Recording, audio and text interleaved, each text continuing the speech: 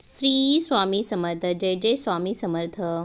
दिनदर्शिकेचे जुलै महिन्याचे पान उलटताच ऑगस्ट महिन्यात केशरी रंगाने भरलेले रकान्यांचे दर्शन घडले की मनाला उभारी येते. कारण सर्व महिन्यांचा राजा हा श्रावण. या श्रावणाच्या आगमनाने व्रतवैकल्याचे आनंद उत्सवाचे चिन्ह असते. अशा या श्रावण महिन्याच्या पूर्वसंध्येची सुंदर ओळख आपल्या संस्कृतीने करून दिलेली आहे, ती म्हणजे दीप अमावस्या. तिलाच आपण दिव्याची आवस असे देखील म्हणतो. मात्र काही समाजकंटकांनी तिला गटारी असं नाव टाकलेलं आहे, संस्कृतीला बट्टा लावलेला आहे. तर श्रावण महिन्यात विविध सण उत्सवांची रेलचेल असल्यामुळे संबंध महिना अनेक जण मांसाहार आणि मद्यपान वर्ज करतात. सणाचे पावित्र्य राखावे यासाठी धर्मशास्त्राने मानवी मनावर घातलेले हे बंधन आहे. याचा अर्थ असा नाही की महिनाभर जे खायचं प्यायचं नाही ते महिनाभर सुरू व्हायच्या आदल्या दिवशीच चापून घ्यायचं. डॉक्टर जेव्हा पथ्य म्हणून दिवसातून एक वेळा जेवा असे सांगतात, त्याचा अर्थ आहारावर नियंत्रण आणा असा होतो.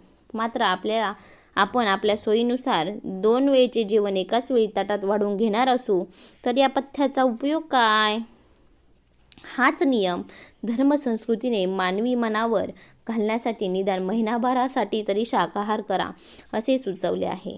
घरातल्या गृहिणींमुळे तरी शाकाहाराचे व्रत पाळले जाते, परंतु मद्य पिणाऱ्यांना कोणतेही नियम चालते. ते आनंद झाला म्हणून पितात, दुःख झाले म्हणून पितात. अशातच एक महिनाभर व्रतस्थ राहायचे म्हणजे महिन्याभराचा कोटा पूर्ण करायच्या आयते निमित्त चालून आल्यासारखे आहे. अशा मुठभर लोकांनी आषाढ अमावस्येलाच गटारी अमावस्या घोषित केलं. शब्दशः गटारात लोळण्याचा जणू परवानाच मिळवला आहे.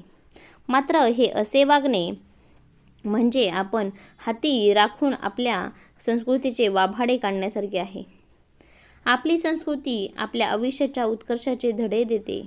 आषाढ अमावस्येला चंद्राची अनुपस्थिती असली म्हणून काय झाले? श्रावण मासाच्या स्वागतासाठी शेकडो दिव्यांचा प्रकाश ती उणीव पूर्ण करेल अशी खात्री देते.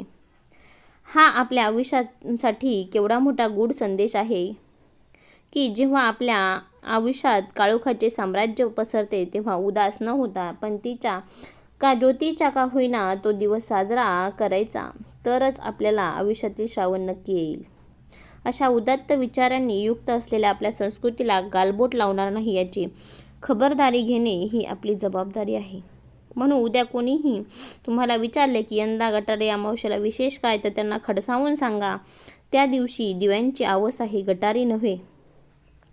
या दिवशी घरातील दिवे उजळून त्यांची पूजा करायची असते. तसेच दिव्याचे तेज आपल्या कुलदीपकाला म्हणजेच मुलांना लाभावे म्हणून दिवाने लहान मुलांना ओवाळायचे असते. अशा रीतीने आपल्या धर्माची, परंपरांची, नीती मूल्यांची जपणूक करणे गरजेचे आहे. आजच आपण जे वागणार आहोत त्याचे अनुकरण उद्याची पिढी करणार आहे. त्यांच्यासमोर योग्य तोच आदर्श ठेवला पाहिजे. शेवटी म्हणतात ना, धर्मो रक्षित रक्षितः, अर्थात जो धर्माचे रक्षण करतो त्याचे धर्म रक्षण करतो. चला तर मग आपण धर्मरक्षक बनूया आणि तुम्हीही त्या दिवशी दिव्यांची आवस म्हणून साजरी करा, गटारी नव्हे. तर व्हिडिओ आवडला असेल तर श्री स्वामी समर्थ लिहायला विसरू नका.